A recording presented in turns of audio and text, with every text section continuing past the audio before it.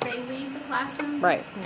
And even those students are, we need to really meet the needs of all our students, and I'm willing to look at any way that we can do that to make sure that we're not missing any untapped potential that may be there.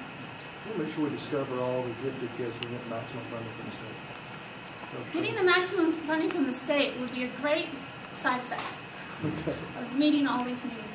Yes. Okay, I mean, just this is focusing on the gifted. The rest of the kids in the class benefit hugely from the gifted program as well, because very often the gifted kids by Friday are bored when you get to reviewing something, and teachers will tell you are quite frankly very often destructive in the class. To get them out for a day, as you do in elementary school, there's a very positive effect on, and this is discussion with teachers on the rest of the kids, as they can then focus down and do the review without the distraction of people who always know all the answers and and are getting destructive in class because they're bored. Yes, we definitely need to meet their individual needs. We don't want anyone to be bored in Fayette County schools. And to say, at the beginning of the year, to go into the class and take the pre-test and have all the answers right, and then what do you do for the rest of the year? We need to meet those needs. So this may be a way of generating funds and seeking to meet the needs of our students. But as you can see, if they have a strong teacher in kindergarten, first grade, and second grade, like I said earlier, there's a 50 percentage point difference in their standardized test scores. So it goes back to having a strong teacher in all of the grades. Because let's imagine if we had a student who potentially could have been in gifted, but because they might not have had those three strong teachers not being gifted, and that affects them for the rest of their life. So that's why it goes back to the teacher is what makes the difference at every level.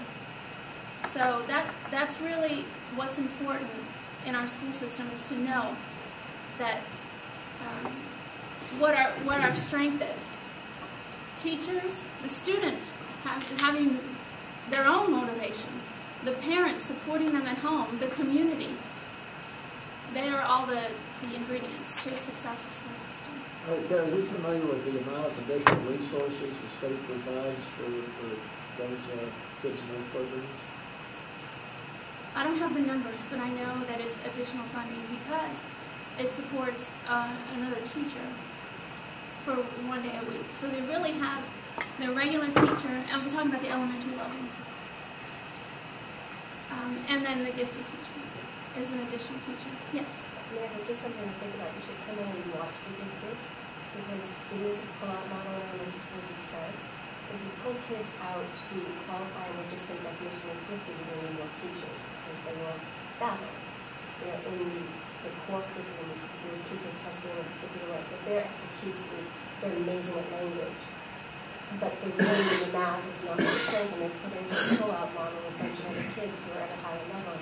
It's a frustrating thing for me with more teachers. So I think you just have to consider the extra cost involved in creating that at the elementary level, whereas at the high school level, the APs, and my kids are amazing at language, go to APs, AP Spanish, and a whole bunch of other things. They find their niches as they go through the higher levels.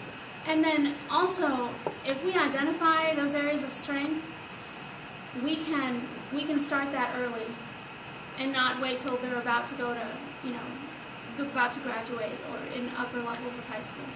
That way, we're getting them in the pipeline for the advanced courses later on.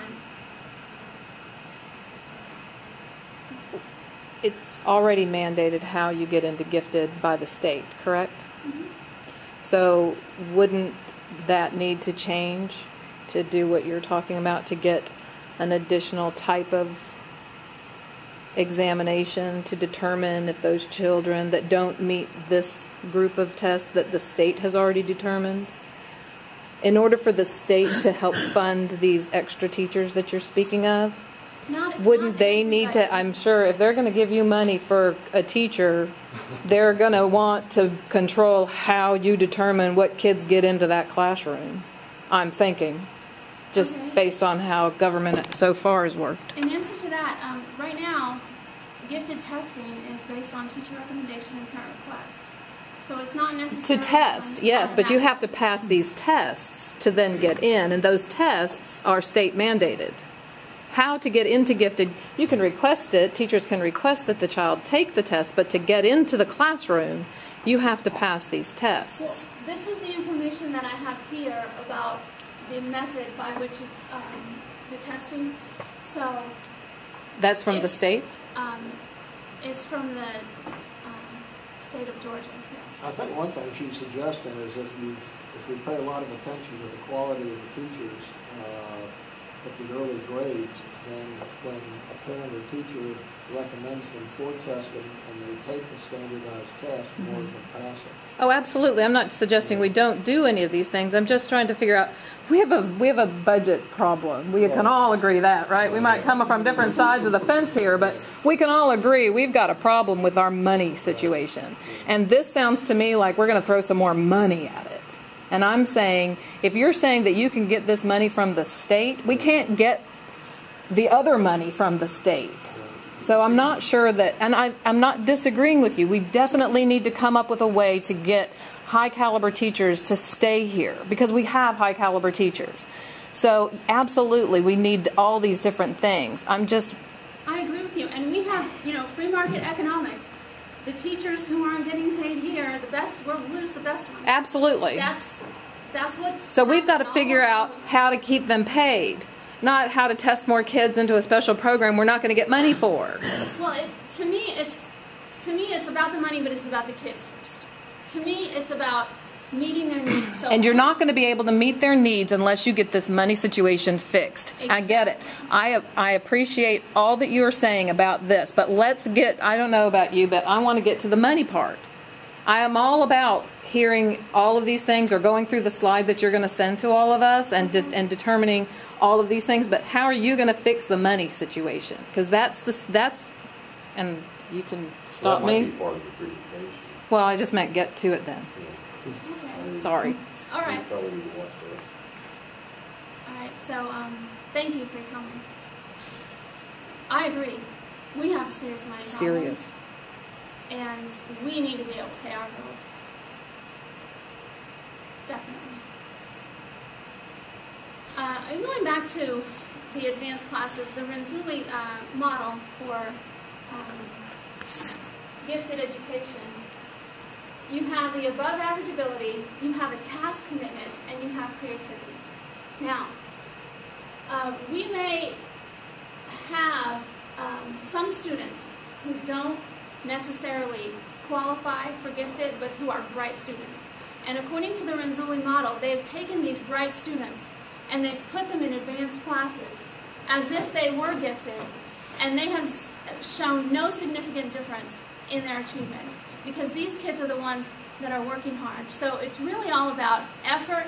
Student achievement is about effort and hard work.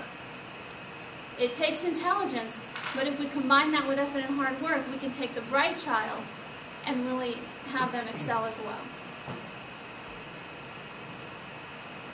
That's the Renzulli model. Now I'm going to talk about the technology initiatives. And this is an analogy for what's happening in our schools with the technology. In the first picture, you see a sailboat completely powered by wind. That's similar to the way things were when we were in school. Teachers didn't use technology.